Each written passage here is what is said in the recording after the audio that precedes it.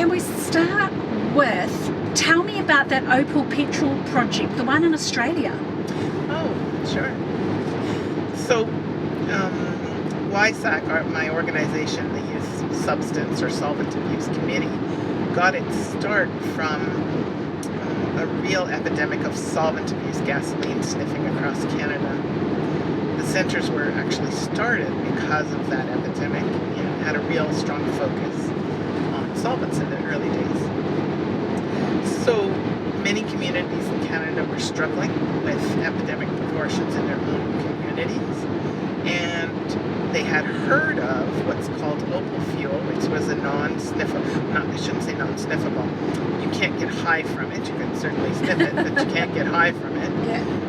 That was developed by British Petroleum in Australia. So we had spent quite a few years researching it, following it through some contacts we had at Kalis in Alice Springs.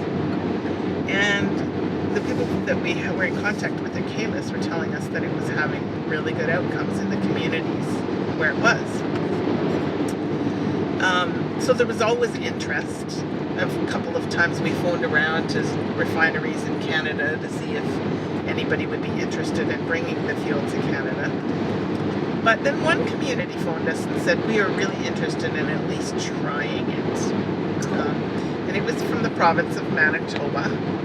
And the Manitoba government were very interested. So everybody, seemed very on board with giving it a try. And so in preparation to do that, we sent a Canadian contingent to Australia to look at everything from the refinery to a community that had replaced their fuel with opal,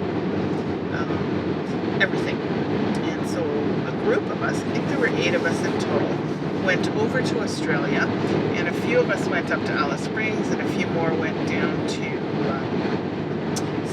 Sydney, I think, where the refinery was. And we just, basically it was a fact-finding mission.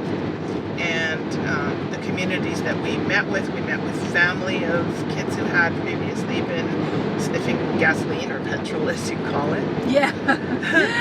And everybody had everything good to say. So when we got back to Canada, we tried to figure how could we make this at least a trial work. Well, we knew a few things. We knew that opal fuel probably wouldn't start Canadian cars in the winter.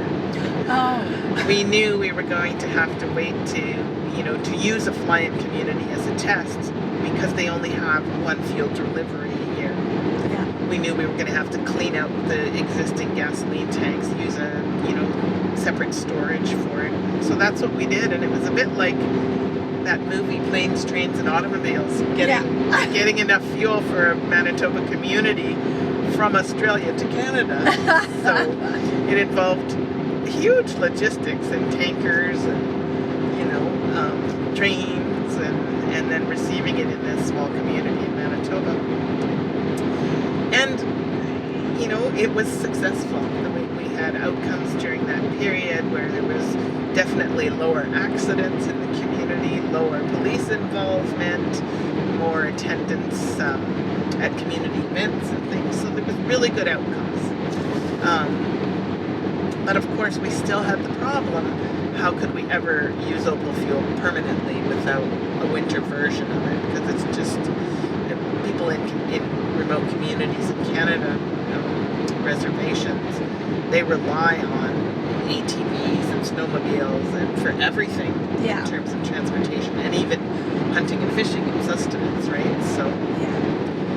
So we never ever found someone who was willing to refine it in Canada or even figure out the chemical formulation we would need in Canada and still have it be, not able to get high from it. Yeah. So, and at the same time as that was happening, other drugs became much more plentiful in communities, and so the priority for it seemed to sort of fall away. Yeah. So that was my experience with that fuel and the beautiful Australian people. Nice. Dear. Let me just stop this.